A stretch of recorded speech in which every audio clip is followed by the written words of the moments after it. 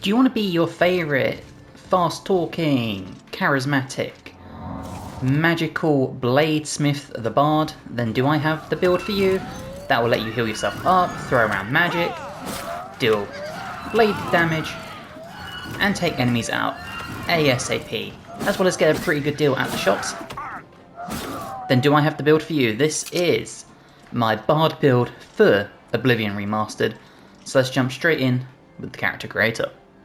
Okay, when it comes to race, as always, pick what you want to play as. You're going to be playing as this character for 50 to 100 hours, so make sure it's something you actually enjoy.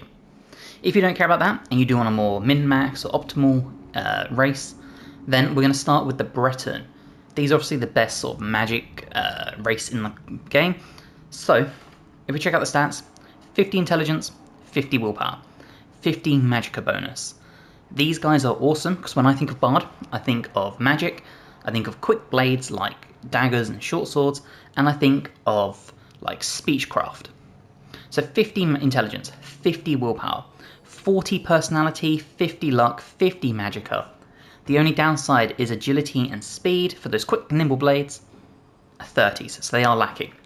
If you wanted to do that, I would personally suggest going with High Rock just to get the 40 speed as opposed to the strength.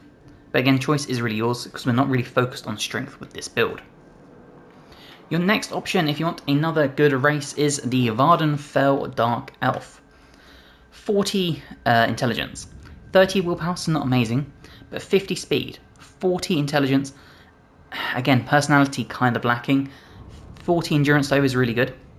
Check out the stats, plus 15 to blades, so this is going to help your quick little nimble blades, plus 15 to destruction magic, which is awesome. Alteration is a plus 5, all the other magics apart from mysticism, plus 10, light armor is a plus 10, and then when you can check out the speech stuff, it's severely lacking. The Imperial can also be very good. 40 strength, 40 intelligence, 40 speed, 50 personality, 40 endurance. And if we check out the skills, Blade at a plus 10. We've got, where is it? Destruction plus 5, so a lot of the magics are only plus 5s, but Mercantile and Speechcraft plus 15. So it kind of depends on what you want to do here. However, in my opinion, I do think the Breton stands out the most, just from the fact it's got a lot of good magic, it's got a lot of really good stats, especially if you go at the High Rock. So this would be my one big choice. Okay, when it comes to a birth sign, there are a few options.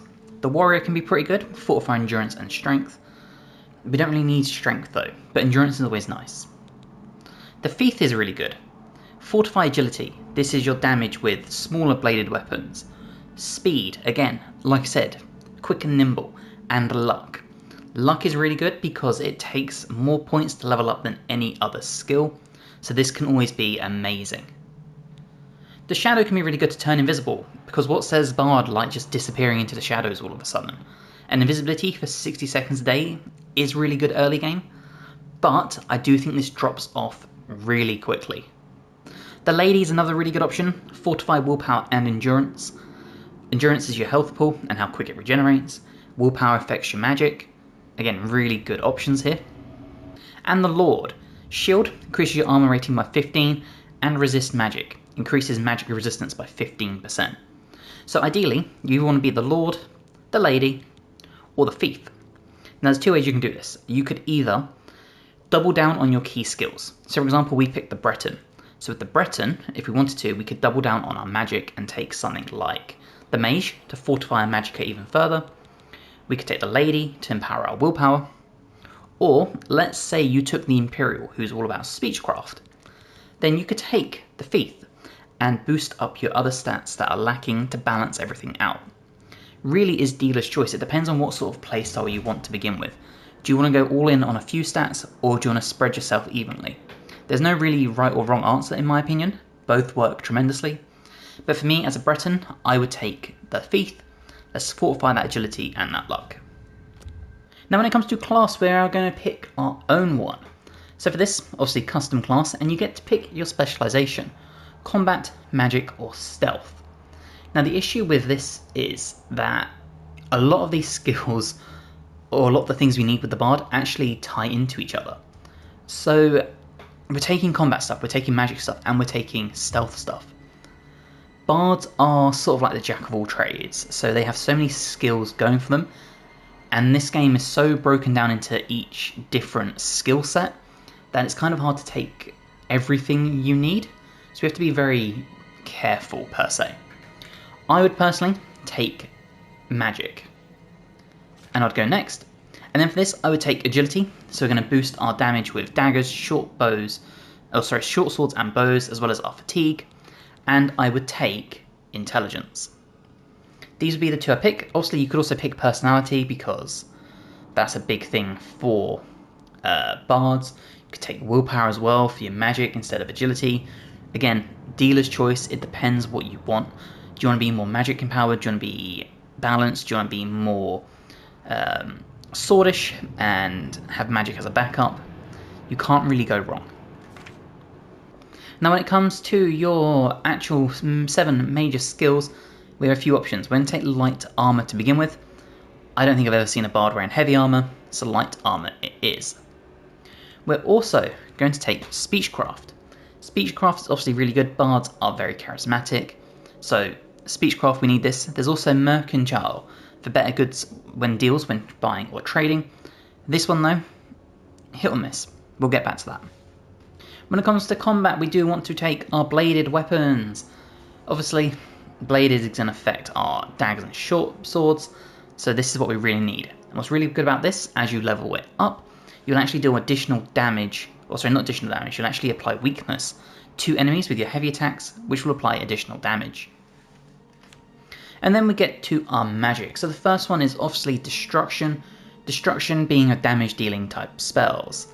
You could choose to be a bit more buffy and just take like illusion, mysticism, restoration, that sort of stuff. But I think if you are going to play as a bardish character, you at least need some sort of damage dealing spells. So we're going to take restoration because bards make great healers. We know this, especially if we play things like Baldur's Gate. Bards and their healing capabilities are just phenomenal. And illusion. This screams the bard to me. We get the charm. We can conceal, we can create light, silence, paralysis, command, all sorts of fun things. This is just amazing. And the other option, if you didn't want the tradesman one, the mercantile, which I can't say, you could take things like alteration. So option is really yours. Do you want to be able to get better trades in the shop, or do you want alteration?